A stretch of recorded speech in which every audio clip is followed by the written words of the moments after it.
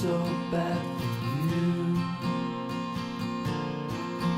but you're so brave and mean. You're so brave and mean.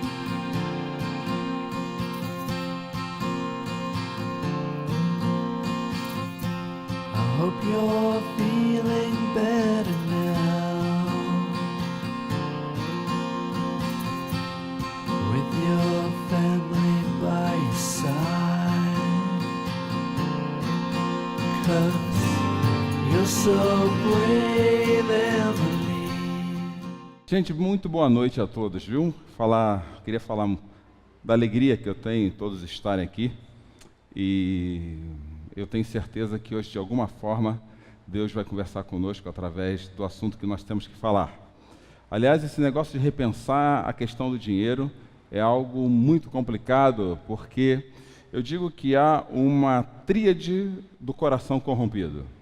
Uma tríade do coração corrompido. Quando eu uso essa palavra tríade e coração corrompido, é porque eu entendo que certas coisas não corrompem as pessoas, mas elas apresentam o coração corrompido. Certas coisas não corrompem as pessoas, mas elas apresentam o coração corrompido. E dentre elas há o poder. Quando você dá poder a uma pessoa, a corrupção do coração dela, de algumas pessoas aparecem, isso é muito claro, aparece com clareza. A outra é o sexo. A questão do sexo, ela apresenta um coração corrompido, porque apesar do sexo ser um benefício divino, pessoas usam isso para deturpar um presente de Deus e fazer isso de um objeto de uso. Mas esses dois assuntos não são aqueles que nós vamos conversar hoje. O terceiro assunto que revela um coração corrompido é o dinheiro. É o dinheiro.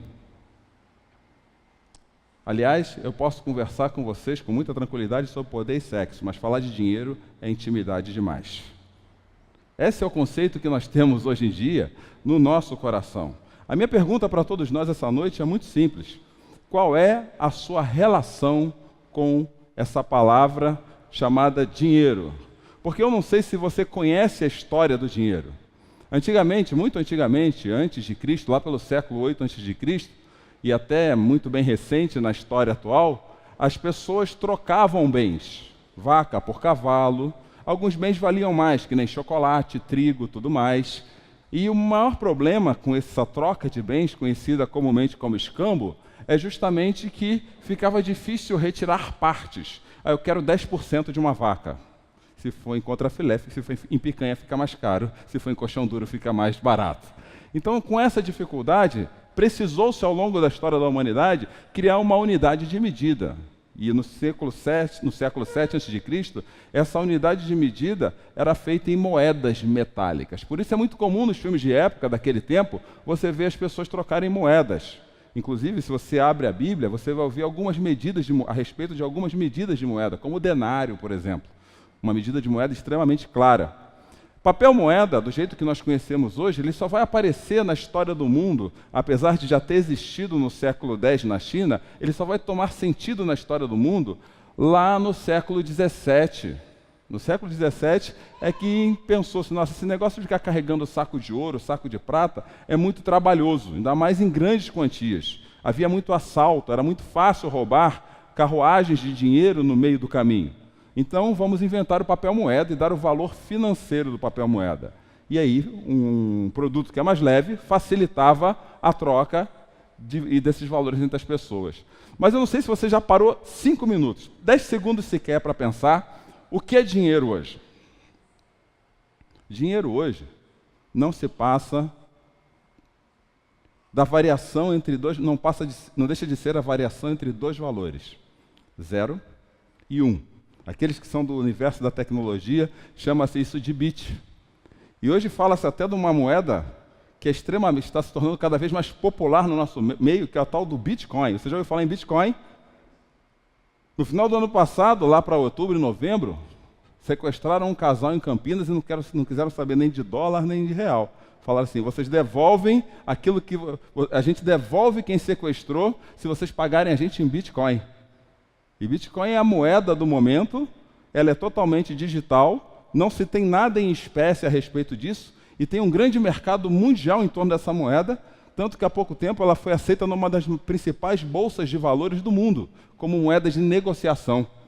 O dinheiro ficou cada vez menos palpável. Aquilo que era uma vaca se tornou pesados sacos de moeda, pesados sacos de moeda tornaram-se papel, e papel agora se tornou nada. Nada. Eu não pego o Bitcoin. E você já faz isso e nem percebe que quando você passa um cartão de crédito ou um cartão de débito numa maquininha daquelas, você está transferindo bit e byte. Você não está transferindo. E aquele objeto, aquele negócio tão insignificante que eu não consigo nem pegar e nem ver, causa crises profundas no meu coração, principalmente quando a conta começa a entrar no vermelho. Aí o desespero, o maior desespero que move a tríade da ganância na humanidade, você não consegue nem pegar. E hoje em dia, você vê o dinheiro comprar o amor e você vê o dinheiro pagar o ódio. Você vê o dinheiro fazer festa e você vê o dinheiro proporcionar guerra. Isso não acontece em níveis mundiais simplesmente, isso acontece dentro da nossa casa também. Quantas vezes eu não me pego aí tendo que dar um pouquinho, bater não é bater fisicamente, mas bater papo e ter que opinar, às vezes, em famílias que estão em pés de guerra tremendo por causa de herança, de dinheiro. Porque o dinheiro, ele mexe profundamente com o nosso coração hoje em dia. A nossa cultura trouxe isso para dentro de nós. E nós não percebemos o quanto isso nos afeta. Essa cena aí é de um dos feriados principais no mundo, que eu digo mexer com a ganância do nosso coração. Vocês conhecem esse feriado, a Black Friday. O que é a Black Friday? Além de um movimento que atiça a nossa ganância. Por que nós damos tanto valor ao dinheiro? Essa é a grande pergunta que nós precisamos entender com clareza hoje em nossa vida. O que há de tanto valor em dinheiro que somos capazes de pagar qualquer preço por ele? Eu demorei para entender isso, mas há pouco tempo, eu digo coisa de 1 ou 2 anos, numa das minhas conversas, eu entendi que há uma diferença entre valor e preço. Valor e preço. E eu posso dizer desde já aqui à noite que o preço que damos ao dinheiro é diretamente proporcional ao valor que nós damos a ele. Se isso ainda não alcançou a sua mente, deixa eu mostrar um símbolo que é representação de ambição e ganância no meio da sociedade. Todo mundo conhece esse símbolo? Há 2 anos atrás, a Apple representava 92% da lucratividade do mercado mundial de smartphones. Mas eu não sei se você já tentou comprar um iPhone. Há poucos dias lançaram o modelo X ou o modelo 10, como você queira chamar. Algo fantástico, que você pode adquirir pela bagatela de pouco mais de R$ 6.800. Quem paga R$ 6.800 num telefone celular? Tem gente que paga. Porque a Apple representa valor para essas pessoas, um iPhone representa valor para essas pessoas que compram um telefone igual a esse. E quando isso representa valor na minha vida, eu pago o que eu tenho que pagar. Nem que seja em 48 prestações sem juros. A gente gasta dinheiro, entenda bem, dinheiro não é nada, hoje é 0 e 1, é bit. Mas a gente gasta dinheiro naquilo que tem representação de valor no nosso coração. Logo, eu posso dizer que preço não é valor. Preço não é valor. E quando eu compro alguma coisa, o que eu pago é preço e o que eu levo para casa é valor. Valor, tudo que é valor é aquilo que agrega alguma coisa positiva em nossa vida. Para você ver como é que a Apple é expert nisso, eu achei vários anúncios muito interessantes a respeito do quanto ela tenta mostrar para a gente que o iPhone é o objeto de valor para a nossa vida, a ponto de eu escolher o maior. Aí eu peço perdão para vocês. Tinham vários de 1 minuto, mas eu precisava escolher esse de 3 minutos e pouquinho, esse comercial, porque esse comercial agrega valor ao meu coração, porque eu sou fã desse cara. Esta é pela terra. Esta é pela terra. Bingo. Boa, gostei dessa, rolou. Mandei bem. E aí, Siri, leia meus compromissos. Você tem 25 encontros, 7, 15, 7. Olha, 20. você na TV. Com tantos projetos acontecendo, parece impossível que o Dwayne Johnson consiga assumir mais compromissos. Isso soou como um desafio. Hey, Dwayne, onde vamos, cara? Dwayne! Cara! E aí, Siri, mostra minha lista de objetivos de vida. Você tem 10 lembretes Muito na obrigado. lista Objetivos de Vida. E aí, Siri, pede um táxi. Posso dirigir? Sei de um atalho. Você...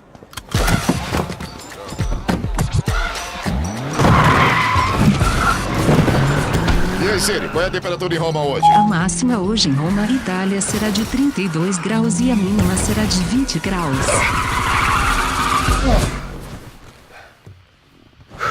E aí, quanto eu te devo? Essa é minha. Aqui é o seu novo capitão falando. Parece que um tempo bom nos aguarda em Roma, Itália. Aproveitem um Mas voo. esse avião tá indo pra Acro. Não, este avião vai pra Roma. E aí, Siri, leia meu último e-mail. Aqui está um. S.R. Nakamura pode falar sobre sua coleção de roupas. Partiu. E aí, Siri, mostre fotos da minha coleção de roupas. Hiroki-san, o que você acha? O que importa não é o que eu acho. O que você acha? Acho que é a hora do show, cara. Tudo é feito de 4 elementos: vento, fogo, água, rock. E aí, Siri, envia uma mensagem para o chefe Ludo. Quero cozinhar. E aí, Siri, marca 10 minutos no timer. Ok, 10 minutos e contando. Tu dois m'apprendre à cuisiner comme toi. Merci, toca aqui. E aí, Siri, toca a minha playlist de ensaio.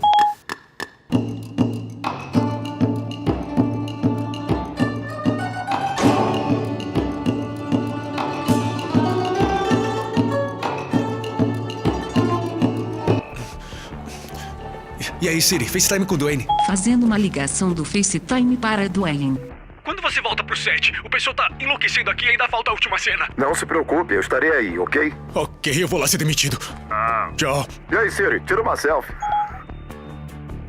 Espero não causar um eclipse. Eu garanto, ele vai estar aqui. Ele é muito pontual. Se você Pode diz, rodar. beleza. Vamos filmar, por favor.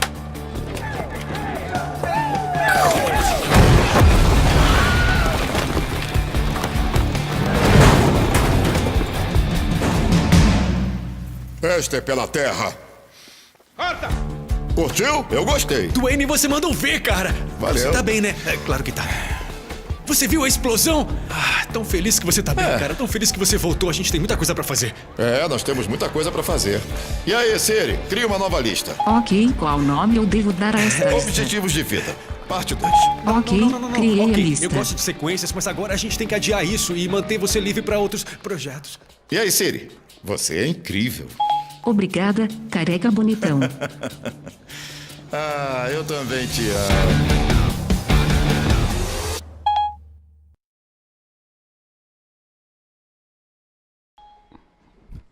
Entenderam? Eu fiquei até com vontade de comprar um celular agora, um iPhone. A gente paga por aquilo que agrega valor à nossa vida. Se ter um iPhone 10 a 6 mil reais agrega valor, eu vou lá e pago 6.800 reais por um iPhone 10. A gente tem dificuldade com essa questão de agregar valor porque nós fazemos uma pequena confusão entre o que é ambição e o que é ganância. Ambição e ganância são coisas totalmente distintas, apesar de serem palavras muito próximas. Não tem nenhum problema em você ter ambição. Aliás, a definição de ambição é o anseio veemente em alcançar determinado objetivo e obter sucesso. Por exemplo, eu quero ter um carro melhor, eu quero ter uma casa melhor, eu quero ter um emprego melhor ou coisas assim. É totalmente positivo eu ser uma pessoa ambiciosa. Inclusive, não ter ambição nenhuma é uma ambição. O problema é a ganância. O filósofo Mário Sérgio Cortella já define ganância, para simplificar a nossa história nessa etapa, como querer tudo para si mesmo a qualquer custo. Ou seja, ter ambição não tem problema nenhum, desde que eu não queira tudo para mim mesmo a qualquer custo. O grande problema da humanidade é que na nossa formação é muito difícil, às vezes, na nossa constituição como seres humanos, é muito difícil, às vezes, nós interpretarmos, aqui nós estamos sendo ambiciosos ou gananciosos. E a espiritualidade cristã explica isso, as Escrituras explicam isso.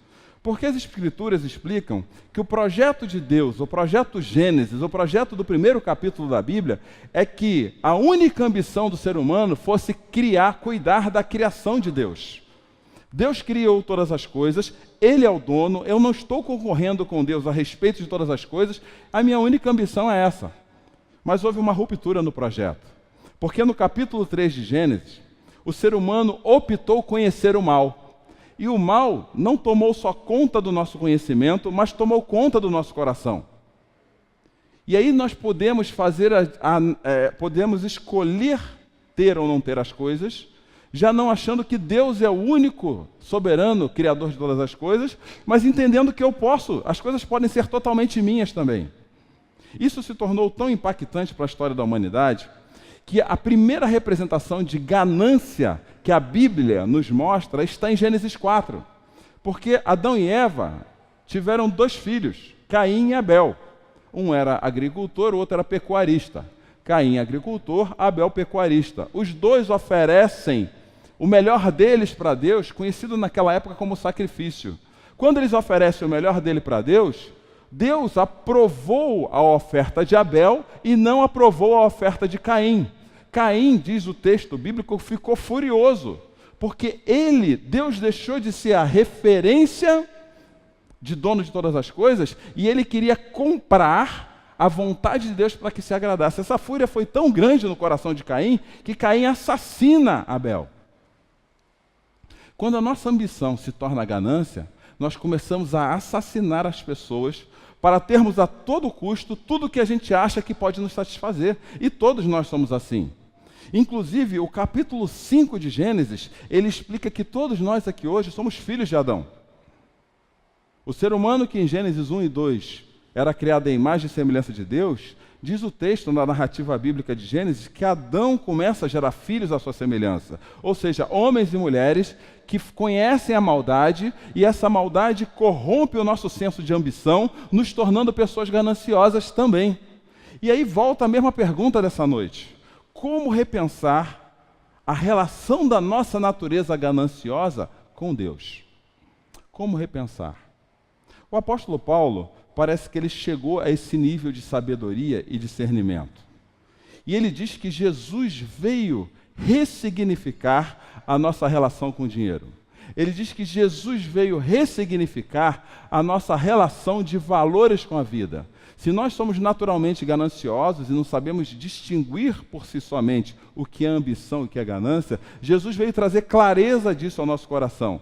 O apóstolo Paulo ele vai falar lá na Carta da Alegria, Filipenses capítulo 3, versículo 7, que aquilo que dá lucratividade para a vida dele está além daquilo que ele pode conquistar para si mesmo. Ele usa a seguinte afirmação: mas o que para mim era lucro, passei a considerar como perda por causa de Cristo.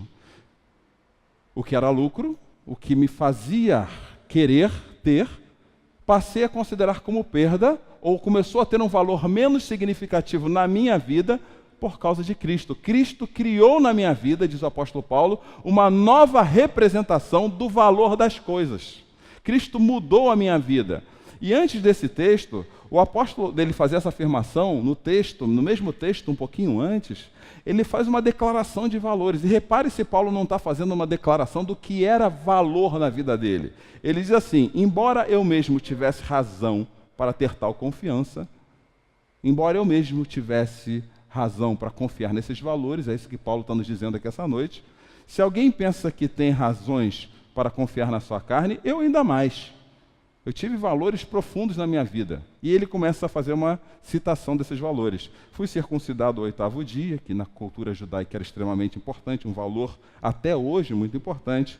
Pertencente ao povo de Israel, ou seja, pertencente ao povo escolhido, algo que na cultura judaica até hoje é algo de extremo valor. Sou da tribo de Benjamim, uma tribo que está diretamente ligada à genealogia dos principais profetas da Bíblia. Verdadeiro hebreu, ou seja, eu sou realmente desse povo. Repare, ele está nos dando uma carta de valores, de coisas que eram extremamente importantes, que ele estava disposto a pagar qualquer preço para isso. Inclusive, fui fariseu, quanto ao zelo e perseguidor da igreja. Ser tudo isso era tão importante para Paulo que ele pagava o preço de assassinar pessoas por causa desses valores. Quando ele conhece a Jesus, esses valores se perdem e aí ele fala: mas o que para mim era lucro, passei a considerar perda por causa de Jesus Cristo. Existe uma história de um homem na Bíblia que Jesus chegou até ele e provoca uma transformação de valores extremamente profundas. O nome dele era Zaqueu. No capítulo 19 de Lucas, versículo 1 e 2, a Bíblia nos apresenta quem era Zaqueu. Ele diz assim: Jesus entrou em Jericó e atravessava a cidade. Havia ali um homem rico, ou seja, Zaqueu era um homem de posses, de finanças. Zaqueu tinha dinheiro. E ela também já explica logo no começo da onde vinha esse dinheiro de Zaqueu.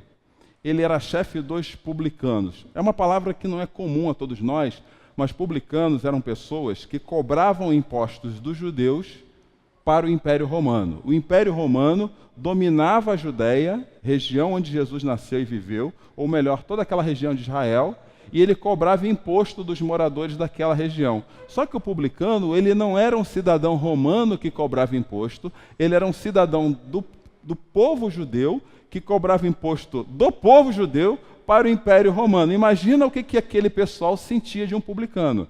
Eles comparavam publicanos a pecadores, porque era um absurdo um cara do nosso povo trabalhar para o nosso inimigo que está entrando na nossa casa, roubando o nosso dinheiro.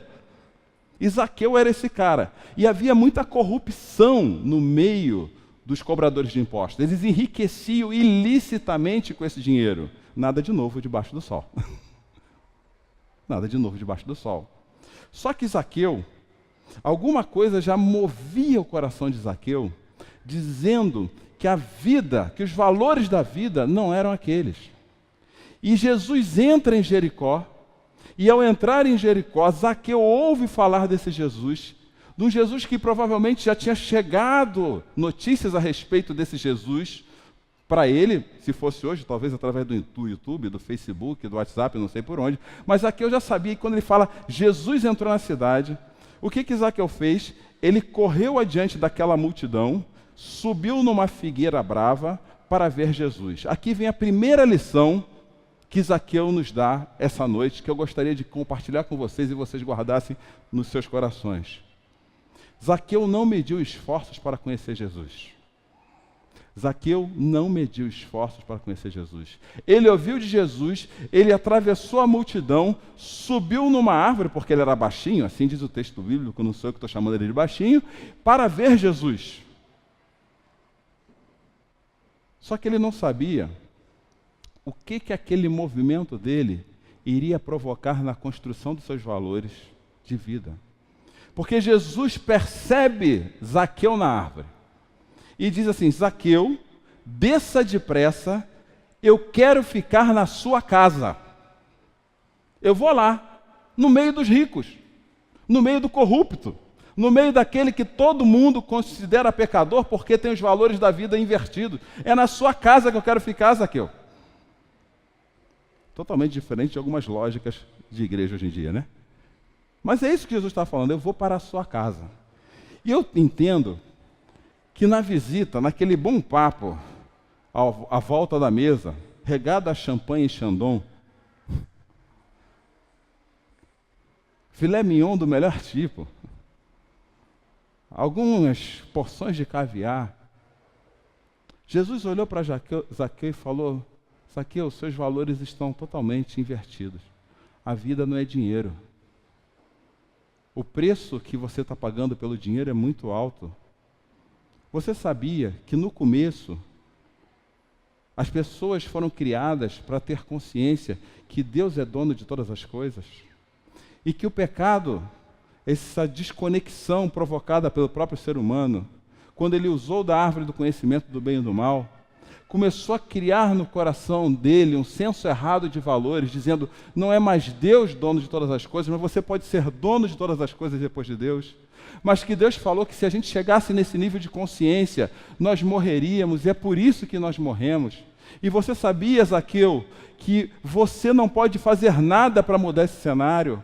Mas o meu Pai, Deus, me enviou aqui, e eu estou aqui diante de você para dizer isso. Jesus está aqui nesse lugar diante de nós essa noite. Ele me enviou para eu morrer pelo preço desse erro da humanidade.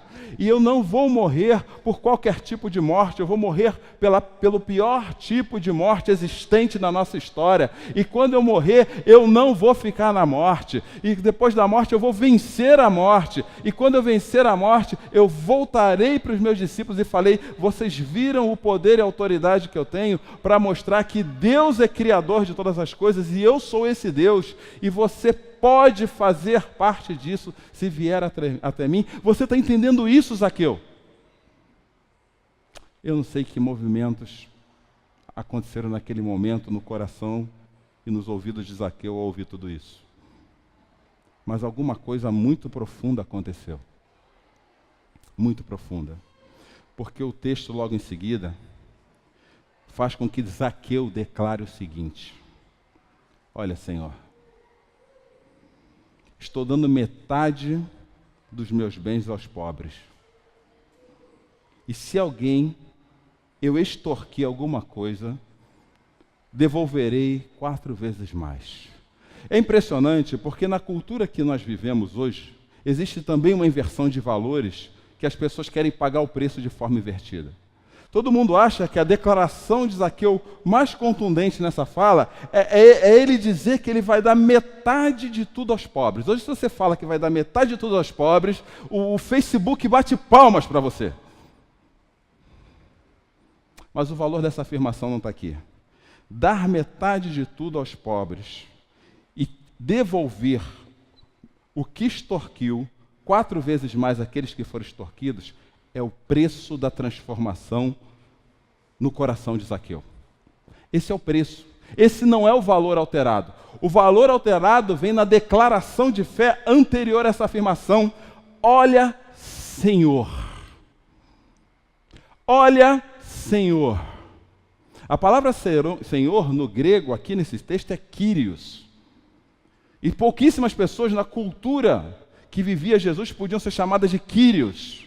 Dentre elas César, o detentor do dinheiro que Zaqueu recolhia. O que Zaqueu estava falando naquele momento, quando ele falou essa simples frase de 2 palavras, olha, Senhor, ele está falando, nem César e nem o dinheiro é o meu Senhor, tu és o meu Senhor, Jesus. Tu és o meu Senhor, Jesus. A declaração de Zaqueu mostra que conhecer Jesus impactou diretamente a ordem de valores do coração de Zaqueu e por isso ele passa a dividir o que ele tem com os pobres e a devolver 4 vezes mais o que ele ganhou àqueles de que ele roubou algo. Isso me traz um certo constrangimento, eu não sei quanto a você, mas o impacto de conhecer a Jesus fez você pagar que preço na sua vida financeira, na direção das pessoas, na direção da igreja de Deus, na direção daqueles que precisam fazer uso do dinheiro. O que o impacto de Jesus alterou nos valores das suas finanças? Porque às vezes eu me pego com pessoas que entendem que Deus é o maior valor da vida delas e usando o dinheiro de forma totalmente sem sabedoria. Eu devo para 2, 3, mas estou viajando na praia. Eu tenho uma organização de finanças totalmente desregrada, onde no final dos 6 meses, sei lá, o tempo que você quiser escolher, eu continuo sem nenhuma preocupação de dar bom testemunho do meu dinheiro. Esse negócio de dinheiro é tão sério para Jesus, porque alguns escritores e alguns intérpretes bíblicos, eles dizem que Jesus falou mais de dinheiro do que de salvação. E talvez um dos textos que mais tenham significado a respeito desse tema na Bíblia é esse de Mateus capítulo 6, versículos 19 a 21 e 24. Depois eu explico porque eu tirei o 22 e 23, é só para não estender o tamanho da nossa mensagem. Mas Jesus vira para os seus discípulos, aqueles que entenderam a mensagem do Evangelho, aqueles que resolveram ser seus discípulos, aqueles que foram tocados pelo Espírito para serem seus discípulos, os quais entendem que o dinheiro não pode ter o valor acima dele mesmo, os valores das coisas essenciais da vida, senão o dinheiro vai nos consumir. Os discípulos estavam entendendo isso e Jesus vira para eles e diz o seguinte: não acumulem para vocês tesouros na terra, onde a traça e a ferrugem destroem, e onde os ladrões arrombam e furtam. Mas acumulem para vocês tesouros no céu, onde a traça e a ferrugem não destroem, e os ladrões não arrombam nem furtam. Pois onde estiver o seu tesouro, aí também estará o seu coração. Ninguém pode servir a dois senhores, pois odiará um e amará o outro, ou se dedicará a um e desprezará o outro. Vocês não podem servir a Deus e ao dinheiro. Jesus sabia que naquela tríade do coração corrompido, talvez o dinheiro fosse o que mais mostra a corrupção do nosso coração. Então ele vira para os seus discípulos e dá 3 dicas. A primeira é que valores que o dinheiro pode pagar podem ser perdidos. Valores que o dinheiro pode pagar podem ser perdidos. Não acumulem para vocês tesouro na terra, onde a traça e a ferrugem destroem, ou os ladrões furtam. Tudo aquilo que o seu dinheiro pagar, comprar, pode ser perdido. Há uns anos atrás, vocês vão lembrar de uma lei que saiu, não cabe a mim falar o governo agora, em que empresários se suicidaram. E quando eu olho, particularmente, uma pessoa se suicidar por causa de dinheiro, e pode acontecer com todos nós aqui dentro, porque nós somos assim, essa natureza corrompida, e se não é Jesus para nos dar um novo significado, a gente não muda. Eu vejo que o dinheiro, o preço daquele dinheiro perdido, tinha o valor da vida daquela pessoa que se suicidou por causa disso. E não é a vida mais importante do que aquilo que a gente guarda? Está lá no texto bíblico também. Eu conheço pessoas que perdem um carro, perdem a casa dos sonhos e entram em depressões profundas. Entram em doenças complicadíssimas. E não é pelo preço da casa, não. É pelo valor que a gente dá ao preço da casa. E Jesus vira para os seus discípulos e fala assim: olha, valores que o dinheiro pode pagar podem ser perdidos. E eu acho que o nível máximo disso é a gente começar a ter discernimento que tudo aquilo que nós podemos comprar com o dinheiro hoje perde-se na morte. A morte rouba-nos tudo. O maior ladrão dos nossos benefícios financeiros é a própria morte, porque ninguém leva. Outro dia eu vi a história de um cara que pediu para ser enterrado com seu carro, porque ele queria ir para a eternidade com seu carro.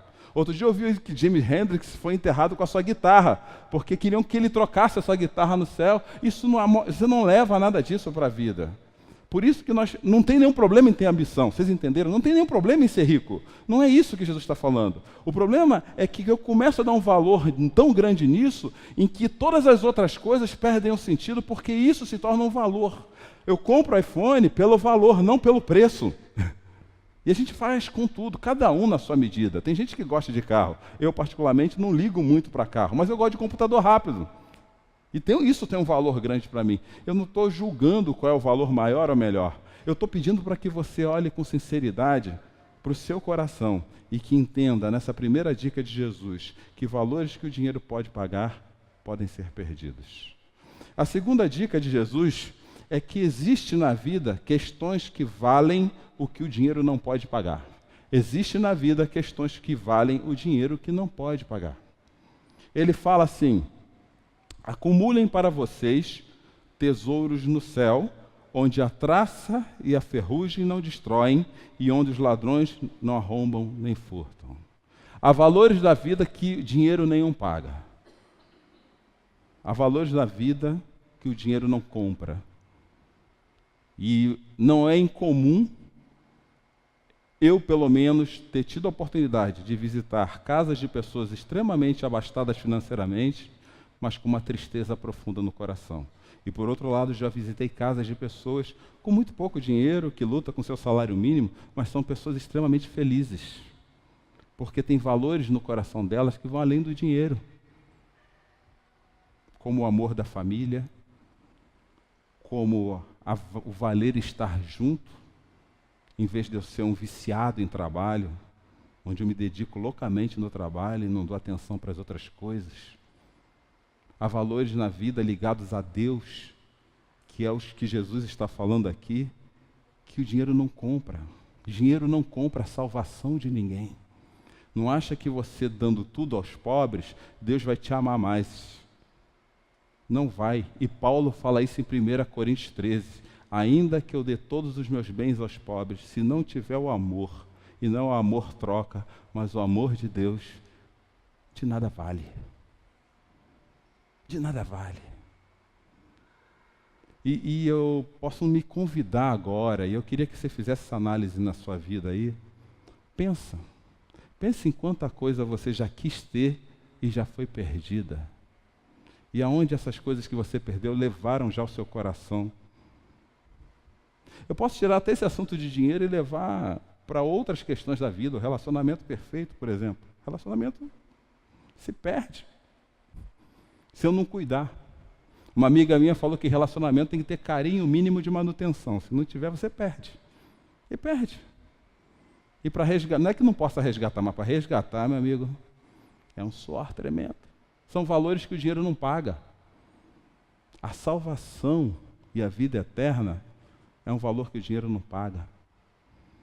Não paga. E a gente abre mão disso com uma facilidade tremenda. Eu não me preocupo com as questões espirituais. Nós fazemos perguntas materiais esperando que Deus vá nos trazer respostas espirituais. Mas Henry Nouwen, um autor que eu gosto de ler, ele fala assim, se você quer respostas espirituais, faça perguntas espirituais para Deus. O que eu faço com o meu dinheiro esse ano, Senhor? Aonde o Senhor quer que eu invista? Há mais de 10 anos, e toda vez que eu falo em dinheiro, eu repito a mesma frase. O dinheiro na nossa vida serve para 3 coisas, e isso independe do preço das coisas, mas dos valores do nosso coração. O dinheiro serve para usar, guardar e doar. Essa é a tríade se a outra é a tríade do coração corrompido, essa é a tríade do coração generoso. Eu posso ter 10 reais, mas se eu só souber que parte dos meus 10 reais é para usar, guardar e doar, eu vivo bem. Eu posso ter 1 milhão de reais, e se eu souber que os 1 milhão de reais que eu tenho serve para usar, guardar e doar, eu vivo bem. Os valores do nosso coração são extremamente distantes do preço de tudo que a gente compra. Eu conheço gente pobre e gananciosa. Não tem nada, mas está sempre de olho na coisa dos outros. O que ela tem nunca é suficiente. E faz tudo para ter e ser dela. Depois que consegue, parece o Sméagol do Senhor dos Anéis. My precious. É meu, mas ninguém bota a mão nisso. Mas ninguém encosta nisso. Terceira e última dica de Jesus, para a gente ir encerrando. Avalie com sinceridade qual é o Deus da sua vida. Jesus fala assim, pois aonde estiver o seu tesouro, aonde estiver o que estiver te dando valor na vida, aí também estará o seu coração. Aí alguém pensa assim, mas Cláudio, legal, mas tu não sabe. Eu não tenho nem dinheiro, meu problema não é ter dinheiro, é a falta dele. Mas Jesus está falando aqui justamente para nós também, que o problema não é ter dinheiro, é a falta dele. Ele está falando aqui o seguinte, aquilo que ocupa mais o teu coração é o seu Deus. Por isso que ele termina a fala dele no versículo 24, dizendo que só podemos estar a serviço de um único Senhor. Ninguém pode servir a 2 senhores, pois odiará um e amará o outro, ou se dedicará a um e desprezará o outro. Vocês não podem servir a Deus e o dinheiro. Qual é o maior valor no teu coração? Essa é a pergunta. Qual é o valor do dinheiro no seu coração? Pois o amor ao dinheiro, diz Paulo ao jovem Timóteo, é a raiz de todos os males. Repare, ele não fala o dinheiro é a raiz dos males. O amor ao dinheiro é a raiz de todos os males. Se teu amor estiver no dinheiro, você vai se dar mal. Porque Paulo fala que pessoas que têm amor ao dinheiro, em primeiro lugar, olha que coisa interessante. Isso aqui é extremamente importante que eu vou falar agora. Pessoas que têm amor ao dinheiro desviam-se da fé. Eu posso dizer que elas desviam-se da fé por 2 motivos. O primeiro é que elas acham que não precisam de Deus porque ela tem dinheiro e pode comprar todas as coisas. E o segundo e o mais grave, é que o dinheiro se torna o Deus dela e isso se torna uma idolatria. O amor ao dinheiro desvia pessoas da fé. Segundo, o amor ao dinheiro traz tormento. Tormento. Eu conheço gente muito rica que não consegue sair. Outro dia apareceu numa lista do WhatsApp, assim, quem conhece uma pessoa que blinde carro? Quem que quer carro blindado hoje em dia é porque tem dinheiro. Eu não preciso de carro blindado. Que tormento ter um carro blindado, pagar um preço absurdo para ter um carro blindado. Eu conheço gente que só consegue sair na rua com segurança. Não tem paz porque as pessoas... Eu conheço gente com dinheiro que não consegue ter amigos porque acha que todo mundo que se aproxima dela quer alguma coisa dela. Amor ao dinheiro traz tormento. Terceiro, amor ao dinheiro traz sofrimento. Amor ao dinheiro traz sofrimento. Sabe qual é a hora que o dinheiro nos traz mais sofrimento? Não é quando a gente tem ele, não. Eu não sei quem aqui já vivenciou assim. Eu ganho R$1.000, é uma experiência como essa. E depois falaram assim, eu vou te dar um serviço e você vai trabalhar mais 6 meses a R$1.500. Aí você sabe que aqueles R$500 só vai durar 6 meses, só vão durar 6 meses, ok? Aí o que ela faz? Ela incorpora os R$500 na despesa. Chega daqui a 6 meses, ela não tem os R$500. Ela vai continuar gastando quanto? A gente tem que usar o dinheiro com sabedoria.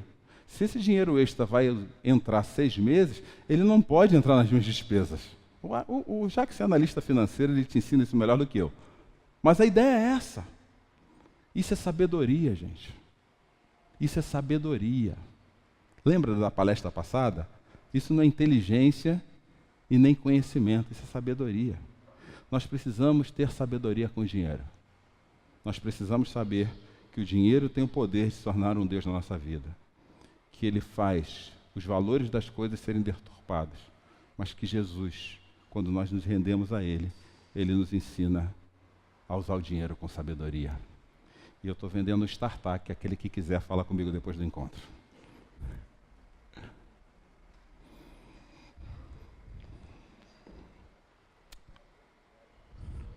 Queria que você se desafiasse essa semana e fizesse a seguinte pergunta para o seu coração. Que tal essa semana você orar pela sua vida financeira? 4 passos. Entrega seu coração a Jesus. E fala assim, Jesus, toma conta da minha vida financeira. Aliás, toma conta dos valores da minha vida. Eu quero ter a postura de Zaqueu, entender que tu és o Senhor. Segundo passo, nessa oração, se arrependa da sua ganância, porque nós somos gananciosos, isso é fato. Fala, Senhor, me perdoa pela minha ganância. E se você estiver devendo algo para alguém, paga, viu? Combine o pagamento. Isso é bom, isso é saudável. Terceiro passo. Faça um planejamento financeiro, sabe como? Com contentamento. Sabe o que é um planejamento com contentamento? Se é isso que eu vou ter aqui, é isso que eu vou gastar aqui. Mesmo que isso não satisfaça alguns desejos do meu coração, é o que eu tenho, ao Senhor toda a glória. Ponto final. E que Deus nos abençoe. Vamos orar?